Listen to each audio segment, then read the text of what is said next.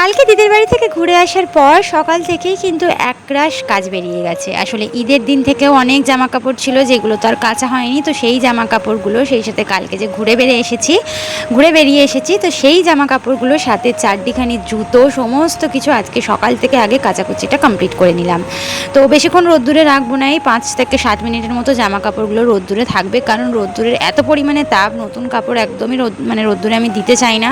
কিন্তু এই জামা কাপড়গুলো যেহেতু পানি ঝরবে সেই জন্য একটুখানি আবার না দিলেও হবে না, সেই জন্য কিছুক্ষণের জন্য জামা কাপড়গুলো আমি কিন্তু ছাদের মধ্যেই দিয়ে রাখবো, পানিটা ঝরে গেলে তারপর ঘরে দিয়ে আসবো।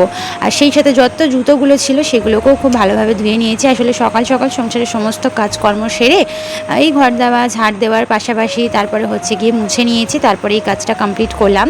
করার পর জুতোগুলো ছাদে একটু দিয়ে দিলাম, শুকিয়ে গেলে কিছুক্ষণ পর তুলে নিয়ে চলে যাব। তো সমস্ত জুতো জামা কাপড়গুলো মেলে দিলাম আর তারপরে চলে এসেছি রান্নাঘরে নাস্তা রেডি করতে। তো এখানে রুটি করছি, তো এটা দিয়েই সকালের আজকে নাস্তা হবে, মানে রুটি আর মিষ্টি ছিল, তো সেই মিষ্টি রুটি আর সেই সাথে একটুখানি সেমাইও ছিল, তো সেই সেমাই রুটি মিষ্টি দিয়েই আজকে সকালের নাস্তাটা করলাম। চা আর করিনি, কারণ এমনিতে এটা সেটা দিয়ে খেলে আমরা কেউই চা খাই না, সেই জন্য চাটা আর করলাম না। তো এদিকে কিন্তু নাস্তা শেষ করার পর এখানে মা কিন্তু কচু বাছতে বসেছিল। তো আমরা প্রায়শই কচুটা খেয়ে থাকি, তোমরা অনেকেই জানো।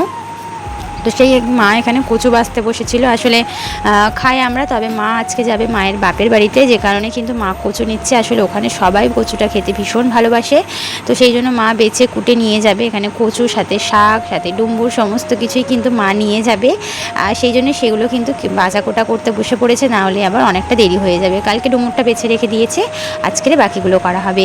তো এখানে কিন্তু আমি কিছুটা শাক নিয়ে নিয়েছিলাম, আজকের ডাল দিয়ে রান্না করব। আসলে কুমড়ো শাক বিশেষ করে ডাল দিয়ে, মানে ছোলার ডাল, মুসুরির ডাল আর সেই সাথে একটুখানি গরুর মাংস দিয়ে আলু দিয়ে রান্না করলে এত দারুণ লাগে খেতে, তোমাদেরকে কি বলবো। তো সেই হিসেবেই আর কি সেটাই রান্না করে নেব। তো এখানে ঝট করে প্রেশার কুকারের মধ্যে আমি ডালটা চড়িয়ে দেবো আর কাঠের উনানের মধ্যেই ভাতটা দিয়ে দেবো, কারণ কদিন ভোর তো কাঠের উনান ধরাইনি, তবে আজকের কাঠের উনানটা ধরাবো। তো কালকে যেহেতু বাড়ি ছিলাম না তাই কালো ধরানো হয়নি, আজ থেকে কিন্তু একেবারে কাঠের উনানে ধরিয়ে যত কাঠকুটো আছে শেষ করে দিতে হবে, কদিন পরেই বর্ষা পড়ে যাবে সে কারণে।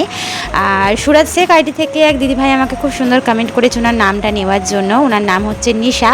তো নিশা দিদিভাই, তোমার জন্য রইল অনেক দোয়া আর অনেক ভালোবাসা।